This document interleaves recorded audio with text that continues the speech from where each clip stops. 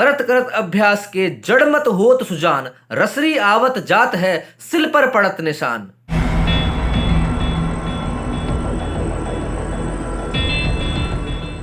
जब आचार्य चाणक्य चंद्रगुप्त को अपने साथ तक्षशिला लेकर आए थे और उससे खूब प्रैक्टिस करवाई, मेहनत करवाई, ताकि वो आगे जाकर इस राष्ट्र को अखंड राष्ट्र बना सके और अपने दुश्मनों को पद से हटा सके, तो जब आचार्य चाणक्य चंद्रगुप्त को बहुत सी प्रैक्टिस करवा रहे थे, छोटे छोटे काम करवा रहे थे, पेड़ से पत्ते टूट रहे उनको गिनो, उनको पकड़ो, जमीन पर मत गिरने दो, पेड़ पर सोना है, तो ये सब करके चंद्रगुप्त परेशान हुआ कि मेरे साथ हो क्या रहा है, आचार्य मुझसे करवा क्या रहे हैं, इनसे मेरा और इस जीवन का क्या लेना देना।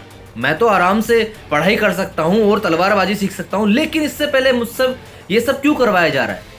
तो इस बात को आचार्य चाणक्य भांप गए थे, क्योंकि गुरु हैं और गुरु अपने शिष्य को पूरी तरह परखता है। और आचार्य चाणक्य ने देखा कि इस बार चंद्रगुप्त को सिखाना पड़ेगा कि ये सब मैं क्यों कर रहा हूँ। तो आचार्य चाणक्य चंद्रगुप्त को अपने साथ एक कुएं पर ले गए और कहा कि चंद्रगुप्त तुम यहाँ देखो, यहाँ क्या हो रहा है। चंद्रगुप्त ने देखा कि महिलाएं आ रही हैं और उनके छात्र आ रहे हैं, मतलब जो आसपास के लोग थे वो आ रहे हैं और पानी भर रहे हैं उसमें से। लेकिन सबसे बड़ी बात ये थी कि जो पानी भरा जा रहा है कुएं से, उसके एक रस्सी और बाल्टी उस समय जो भी था उसकी आवश्यकता थी। और वो उसको देख रहे थे कि इस रस्सी से पानी को खींचा जा रहा है कुएं के अंदर से, और उस रस्सी से निशान हो रहा है पत्थर पर। आचार्य चाणक्य चंद्रगुप्त को देख रहे थे और चंद्रगुप्त इस वाक्य को देख रहा था। चंद्रगुप्त ने काफी देर सोचा समझा, लेकिन समझ नहीं आया। छोटा बालक था, पूछ बैठा कि आचार्य चाणक्य, ये रस्सी जो है इतनी मुलायम है और इस रस्सी से इस सिल पर यानी कि इस पत्थर पर निशान कैसे पड़ रहा है। बार बार रस्सी जा रही है, वापस आ रही है, लेकिन इस पत्थर पर निशान क्यों पड़ रहा है। आचार्य चाणक्य ने कहा कि इस सवाल का जवाब तुम्हारे ही सवाल में है कि रस्सी आ रही है और जा रही है। बार बार किसी भी पत्थर पर ये मुलायम सी रस्सी रगड़ खाती है तो उस पत्थर पर निशान पड़ जाता है। और इसीलिए मैं आज तुम्हें यहाँ लाया हूं ये सिखाने के लिए कि जो तुम्हें प्रैक्टिस करवाई जा रही है वो व्यर्थ नहीं है।